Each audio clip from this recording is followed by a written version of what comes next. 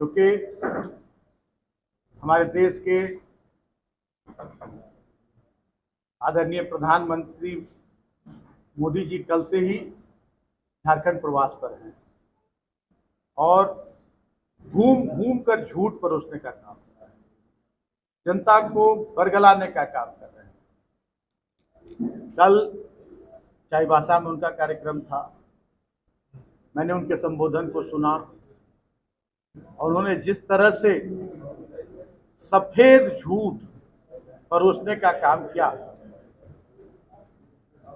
तो ये देखकर ही लगता है कि झूठ बोलने में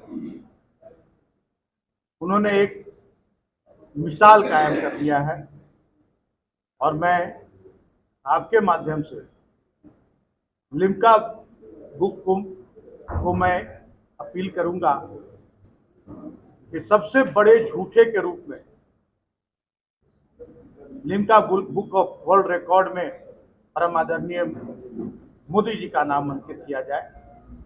और दूसरी बात, कल जैसे उन्होंने खुले मन से हिंदू मुसलमान की बात करी, उन्होंने साफ साफ मन से कहा कि कांग्रेस सत्ता में आएगी तो हिंदुओं की संपत्ति छीनकर मुसलमानों के बीच बांट दी जाएगी। तो मैं अपील करता हूं आपके माध्यम से केंद्रीय चुनाव आयोग को इस पर संज्ञान ले और आदरणीय मोदी जी जैसे जिम्मेदार व्यक्ति के द्वारा इस तरह हिंदू मुसलमान की बात करना, ये कहां तक उचित है, इस पर चुनाव आयोग को निश्चित रूप से सवाल करना चाहिए और विधि सम्मत कार्रवाई करनी चाहिए।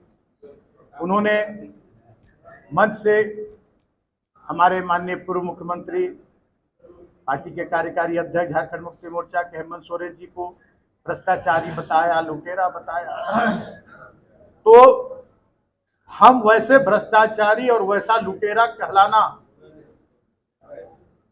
हम अपनी शान समझेंगे कि राज्य की जनता को उनका हक अधिकार दिलाना अगर भ्रष्टाचार है, राज्य की जनता को राशन दिलाना भ्रष्टाचार है, पानी पिलाना भ्रष्टाचार है, किसानों के खेत में पानी देना भ्रष्टाचार है, बेघरों को छत देना भ्रष्टाचार है, सर्वजन पेंशन लागू करना भ्रष्टाचार है, सावित्रीबाई फूले कन्या समृद्धि योजना भ्रष्टाचार है, 50 साल की उम्र से आदिवासी और दलितों का पेंशन शुरू करना भ्रष्टाचार है, 50 साल की उम्र से सभी वर्ग की महिलाओं को पेंशन देना भ्रष्टाचार है।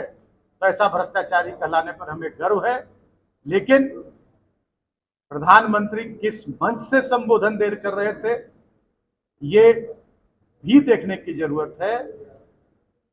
उनका पूरा कुनबा, जिस मधु कोड़ा और उनकी पत्नी श्रीमती गीता कोड़ा जो इनकी उम्मीदवार है, उनके तारीफ के कसीदे पढ़ रहे थे माननीय प्रधानमंत्री जी।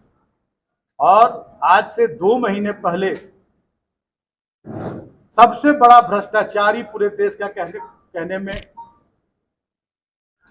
कोई इन्हें परहेज नहीं था और पानी पी पी कर सबसे बड़ा भ्रष्टाचारी घोषित करने में लगे रहते थे। आज इनके पाले में चले गए, सारे भ्रष्टाचार उनके धुल गए। अगर हमारे माननीय प्रधान मुख्यमंत्री जी भी इनके शरणागत हो जाते तो वो भी पूरी तरह से पाक साफ हो जाते। आदरणीय दिल्ली के प्रधान मुख्यमंत्री केजरीवाल साहब अगर इनके शरणागत हो जाते, वो भी पाक साफ हो जाते। तो ये तो इनका जो क्रियाकलाप है, जो लोकतंत्र से ये खिलवाड़ कर रहे हैं, संविधान के साथ छेड़छाड़ कर रहे हैं, तो ये तो इनके लिए कोई बड़ी बात नहीं है, कभी किसी मंच से कुछ भी कर सकते हैं। और आज जो पलामू में इन्होंने बात करी, पिछले लोकसभा चुनाव में इन्होंने मंडल डैम का शिलान्यास किया था आकर, और आज मंडल डैम इनकी जेहन से बाहर चला गया। आज भूल गए मंडल डैम, क्योंकि जानते हैं कि मंडल डैम में एक ईंट तक नहीं रखा गया। आज इन्होंने कहा कि हमने झारखंड की जनता को घर दिया। आज 20 लाख लोग हमारे आवास विहीन हैं। हमारे माननीय मुख्यमंत्री, पूर्व मुख्यमंत्री हेमंत सोरेन जी, हमारे ग्रामीण विकास मंत्री आलमगीर आलम साहब जाकर दिल्ली तक गुहार लगाए, इनके कान पर क्यों नहीं देगा। आज पूरी तरह राज्य सरकार अपने कोष से 20 लाख लोगों का वो आवाज दे रही है।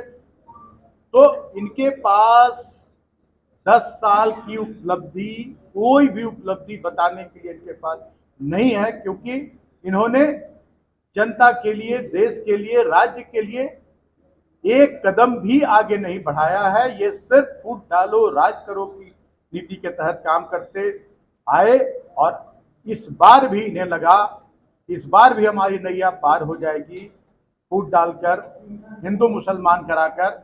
लेकिन इस बार इनकी नैया पूरी तरह से जगमगाई गई है, और 4 तारीख को आप देखेंगे कि पूरी तरह से इनकी नैया ध्वस्त हो जाएगी, डूब जाएगी, जो कभी बाहर नहीं निकलेगी। और लोग अब इनके झांसे में नहीं आएंगे, इनके फरेब में, इनके झूठ में नहीं आएंगे। अब लोग अपने हक अधिकार के लिए, अपने विकास के लिए अपना मतदान करेंगे और सही प्रत्याशी चुनने का काम करेंगे। और इनका 180 तक का आंकड़ा पहुंचना इनके लिए, आंकड़े तक पहुंचना इनके लिए मुश्किल हो जाएगा, ये मैं दावे के साथ करूँगा।